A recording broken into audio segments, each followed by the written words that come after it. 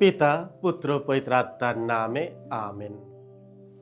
ক্ষমাহীন হৃদয়ের প্রার্থনা শক্তিহীন হয়ে পড়ে।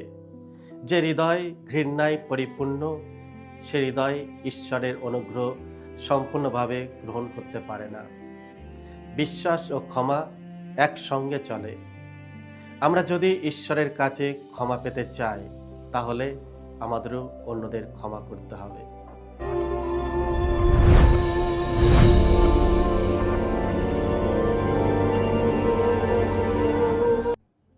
খ্রিস্ট আমার পরম প্রিয়জনেরা, আজ মে মাসের 29 তারিখ, সাধারণকালের অষ্টম সপ্তাহ, শুক্রবার। আর আজকে ডেলি মান্না ঈশ্বরের বাণী প্রতিদিন নেওয়া হয়েছে সাধু মার্ক রচিত মঙ্গল সমাচার থেকে 11 অধ্যায় 11 থেকে 26 পদ। এসো আমরা ভক্তিভাবে আজকের এই বাণীটি শুনি। জেরুসালেমে এসে যিশু একবার মন্দিরে ঢুকলেন।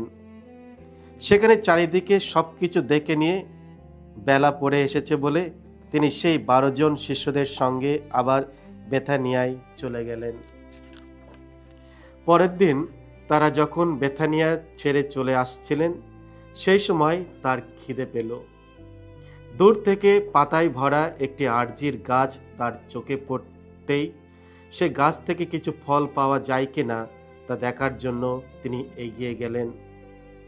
কিন্তু কাছে এসে তিনি পাতা ছাড়া আর কিছুই দেখতে পেলেন না, কারণ তখন আরজিরের সময় নয়।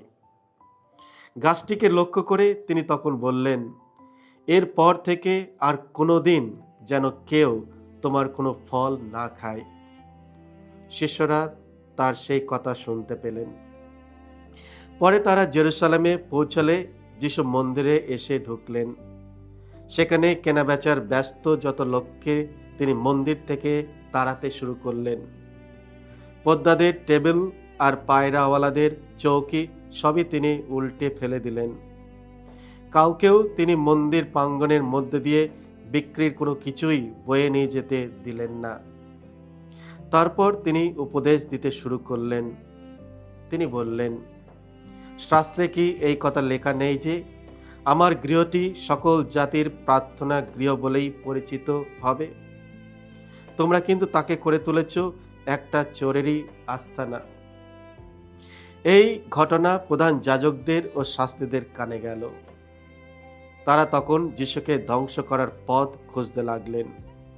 আসলে তারা তাকে ভয় করতেন, কেননা ভিড় করা যত মানুষ তার ধর্মশিক্ষায় বিস্মিত মুগ্ধ হয়ে যেত। সেদিন সন্ধ্যা নেমে এলে যিশু ও তার শিষ্যরা মহানগরীর বাইরে গেলেন। পরের দিন সকালে সেই পথ দিয়ে আসার সময় তাদের চোখে পড়ল সেই আরজির গাছটা।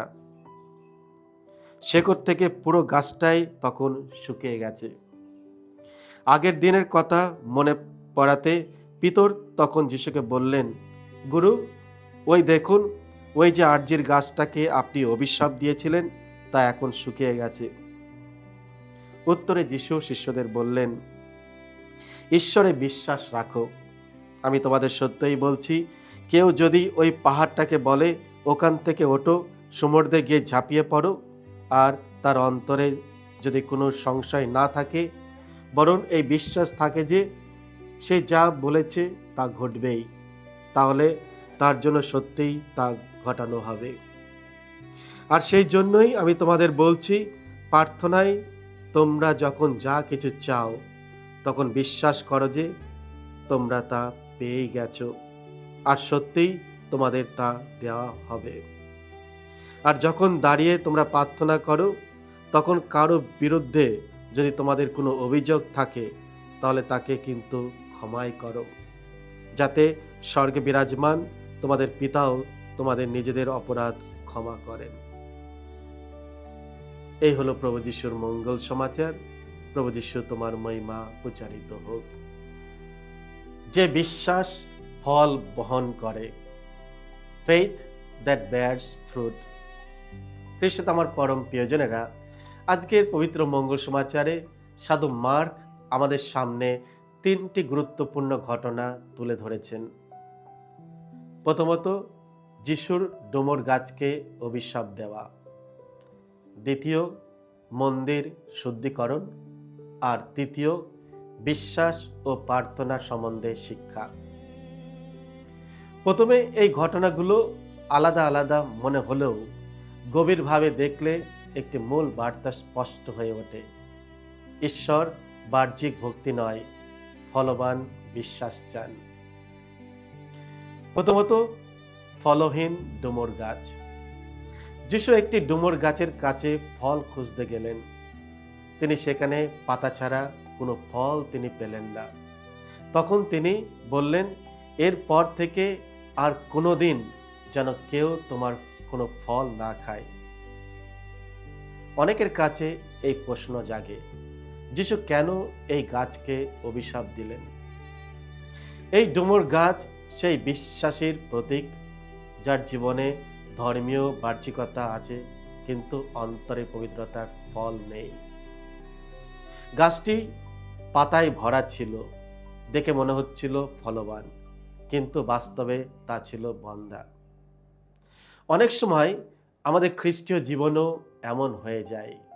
আমরা গির্জায় যাই, প্রার্থনা করি, নানা ভক্তিমূলক অনুষ্ঠানে অংশগ্রহণ করি, বাইবেল ও জপমালা বহন করি, কিন্তু আমাদের জীবনে হয়তো অনুপস্থিত থাকে ভালোবাসা, ক্ষমা, নম্রতা, ন্যায়পরায়ণতা, সহানুভূতি এবং ঈশ্বরের প্রতি অনুগত।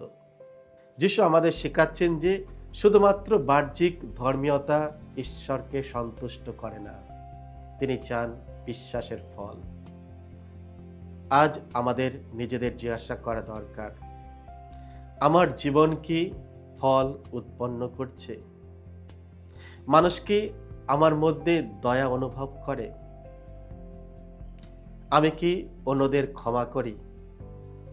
আমি কি দরিদ্র ও অভাবীদের সাহায্য করি? আমি কি সততা ও সত্যের পথে চলি? আমার বিশ্বাস কি আমার কাজের মধ্যে প্রকাশ পায়? একটি গাছ তার ফল দ্বারা পরিচিত হয়, তেমনি একজন খ্রিস্টান তার জীবনযাত্রার দ্বারা পরিচিত হন। দ্বিতীয়, যিশু মন্দির শুদ্ধ করলেন।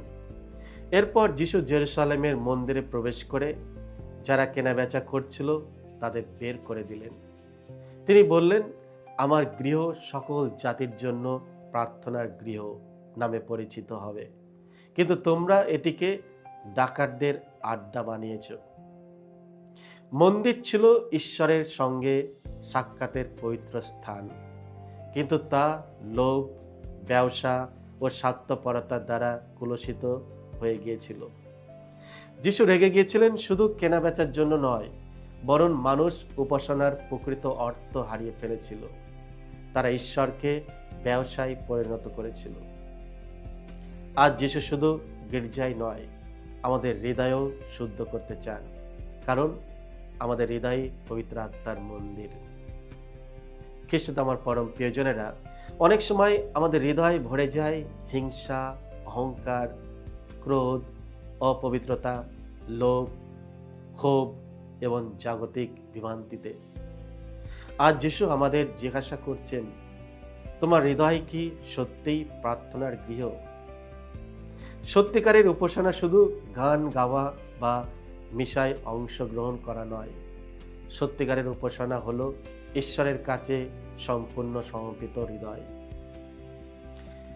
তৃতীয়, বিশ্বাস ও প্রার্থনার শক্তি।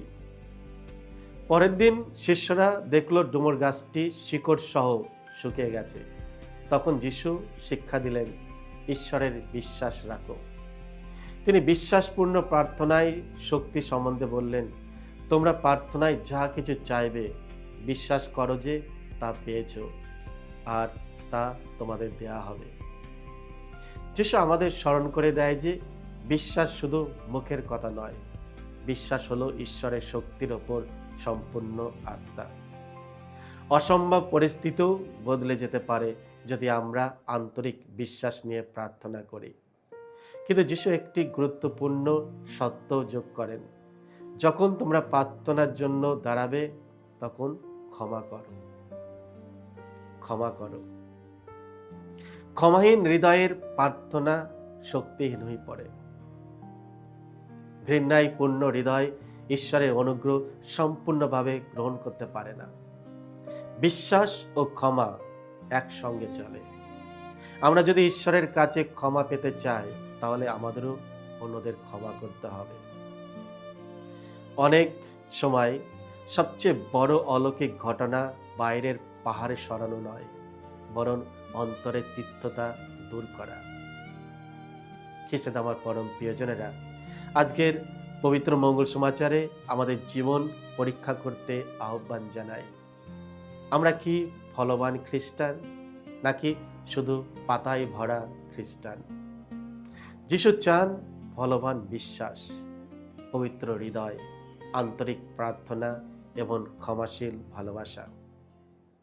আসুন আমরা যিশুকে আমাদের হৃদয়ের মন্দির শুদ্ধ করতে দিই এবং আমরা পবিত্রতার ফল বহন করি। গভীর বিশ্বাস ও ক্ষমার মন নিয়ে প্রার্থনা করি, যেন আমাদের জীবন এই পৃথিবীতে ঈশ্বরের ভালোবাসার জীবন্ত সাক্ষ্য হয়ে ওঠে। আমেন। সকলকে জয় যিশু। ঈশ্বর আপনাদের সকলকে আশীর্বাদ করুন।